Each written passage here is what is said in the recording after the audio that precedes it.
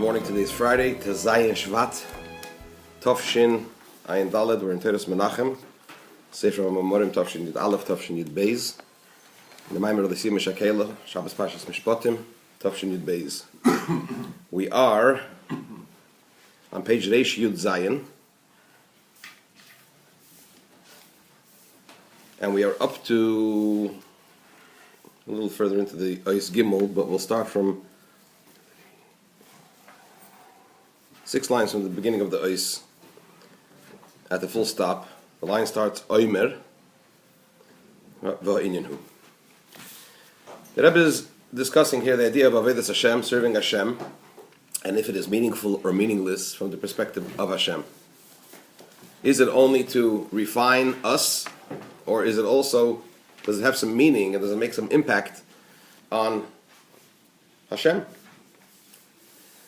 Because we find contradictions in the sources of Chazal, of our sages, whether or not Avodas Hashem is meaningful. As the Rebbe brought at length from the Avodas HaKodesh, one of the early Kabbalists.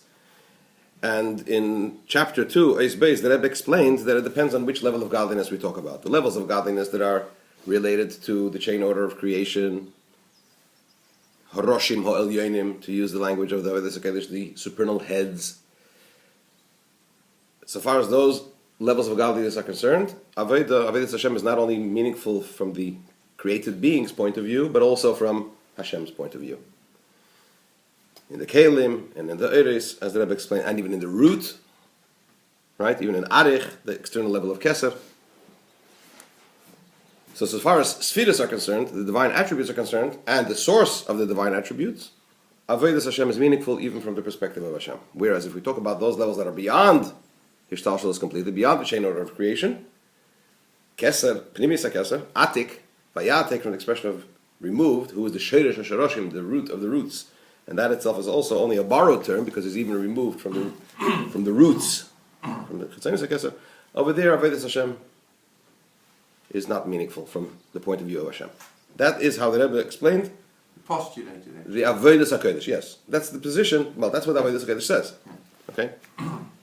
That's the simple definition of what Avodas HaKodesh says. Simple definition. It's not a simple definition, but it's not a simple concept. But this is the idea that this is what Avodas HaKodesh says. The Rebbe said, however, that when we talk about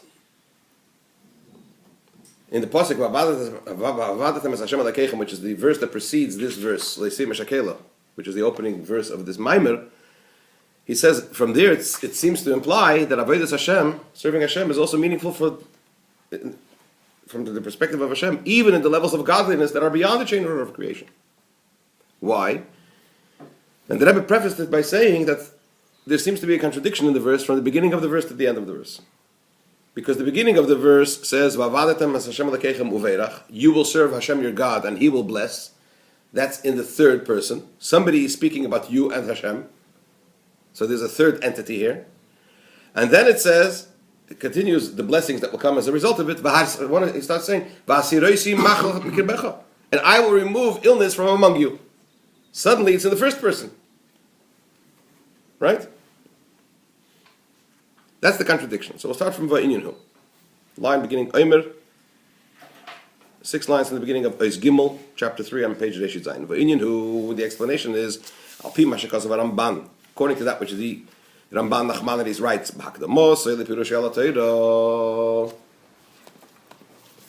in his introduction to his commentary on the Chumash, on the Torah, that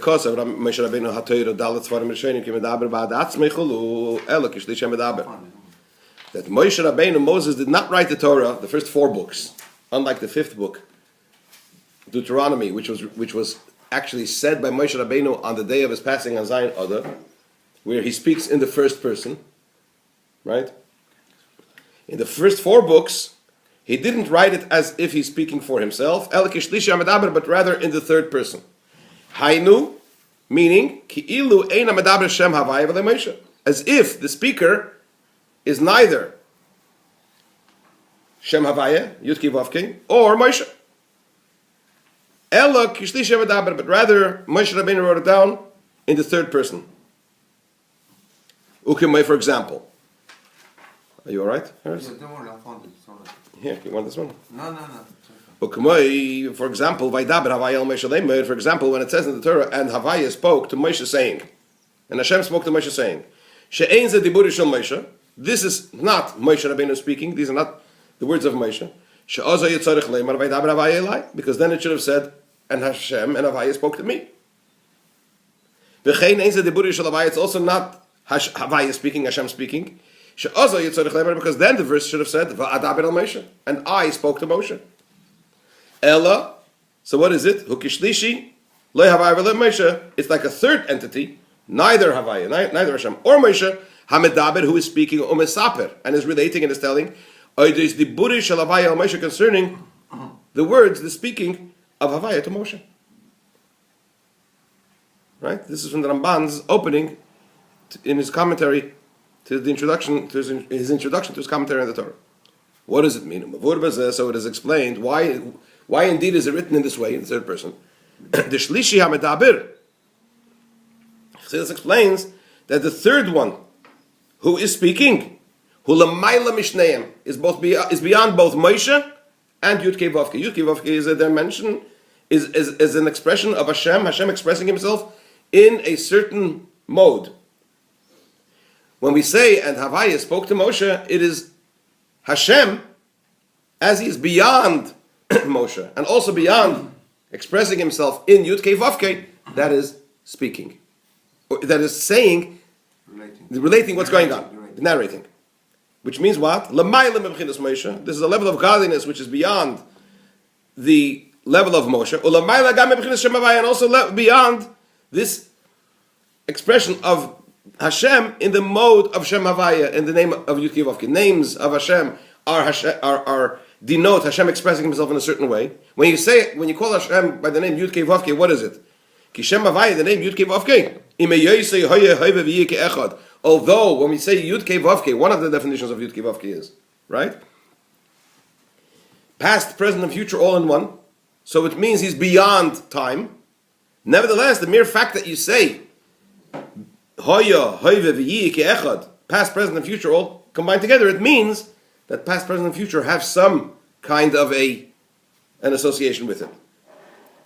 Nevertheless, even though he's beyond time, he has still some association to creation, and therefore, in other words, when you say creation, lihishtalshel is also to what? To the chain order of creation, to the inner dynamic of creation. So when you say Vaydaber Hashem al Moshe Leimer,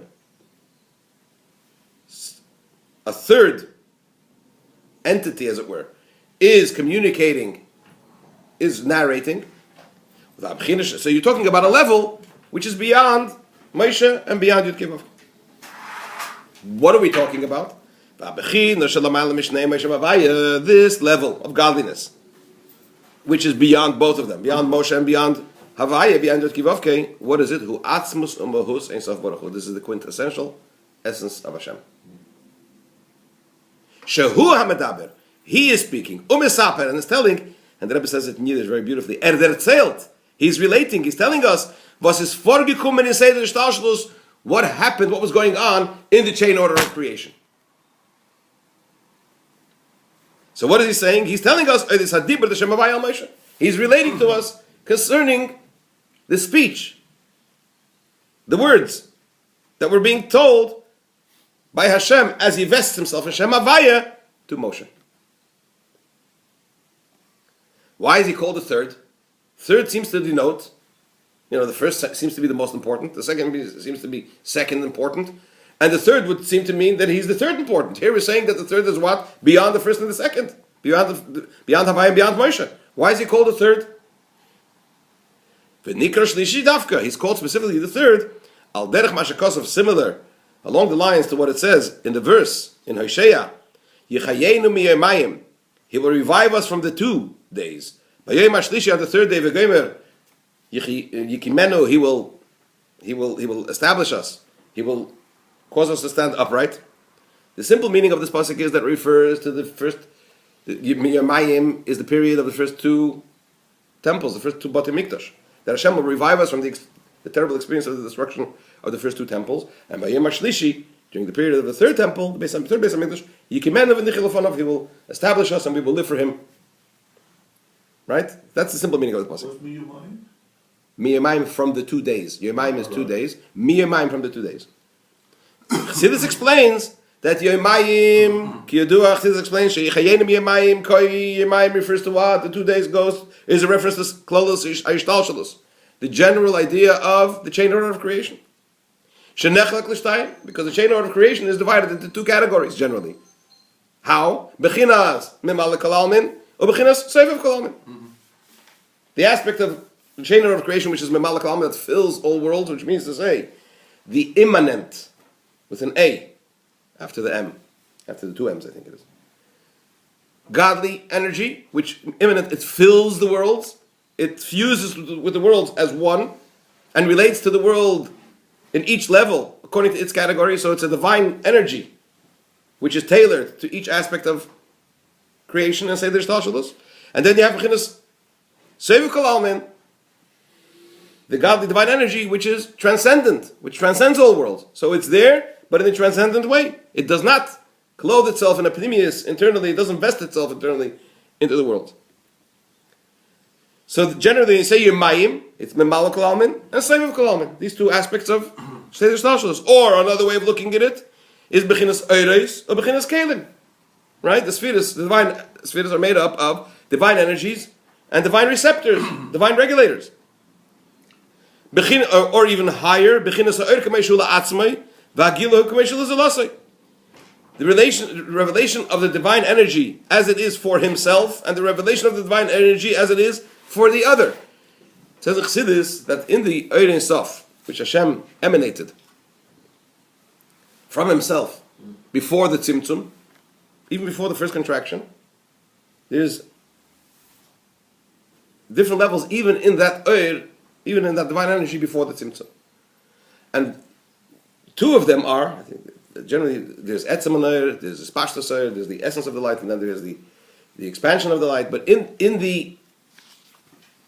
that, as it were, realm, you can't say realm, but in that, when we talk about those levels, so Chassidus says there's also something called Gili Ha'oir K'mei Shula Atzmai. There's the revelation. Oir, by its very nature, by its very definition, means revelation.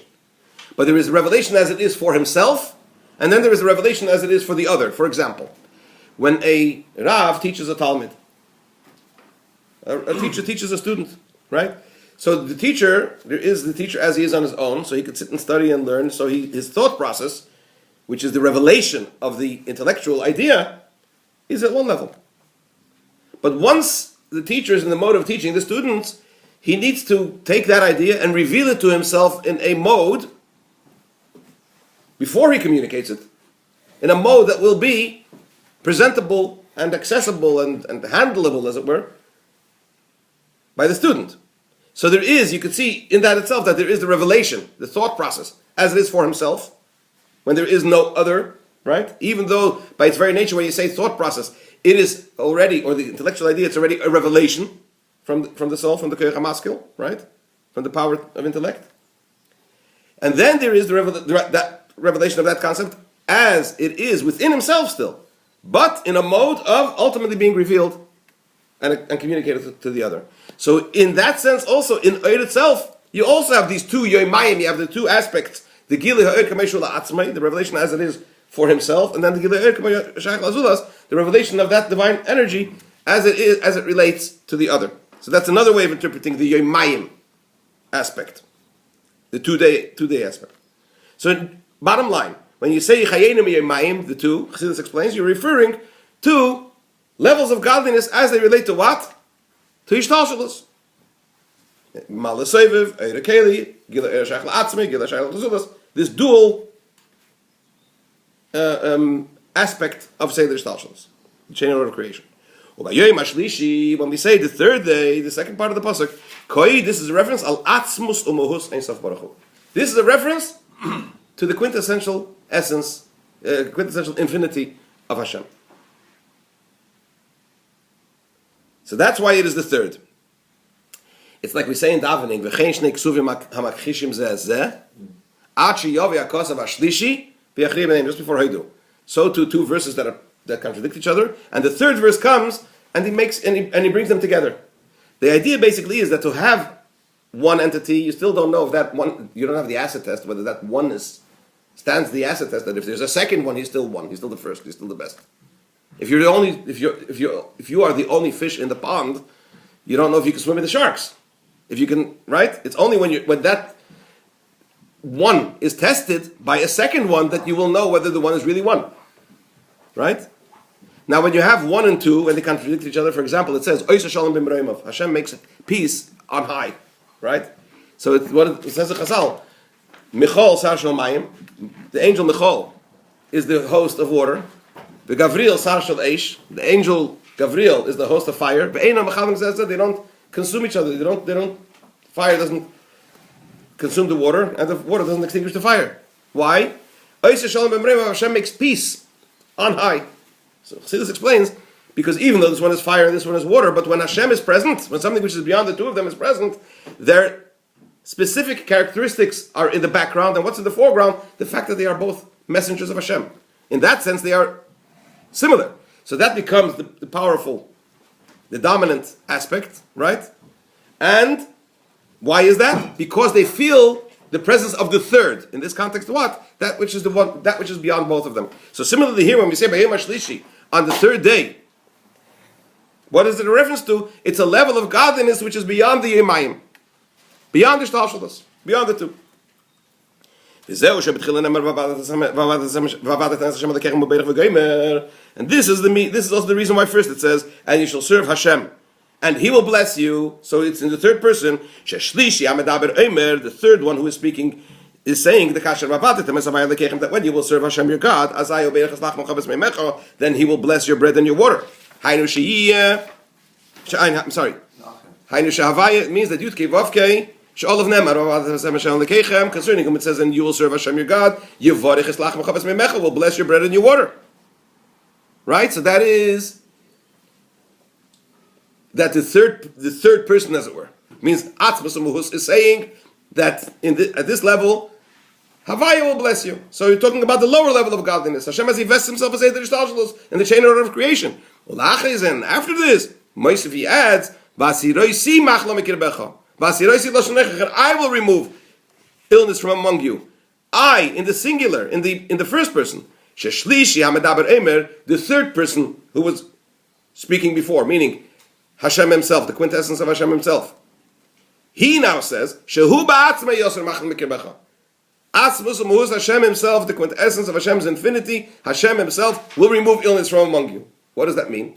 So this, now the Rebbe concludes, he says, move on from all this is understood. That man's service of Hashem, Neigeya, is meaningful. Not only to the levels of godliness as it is associated with Yud Kei Vav Kei, with Hishtalshalos, with the chain order of creation, but also to the third person, meaning to say, to the quintessence of Hashem Himself.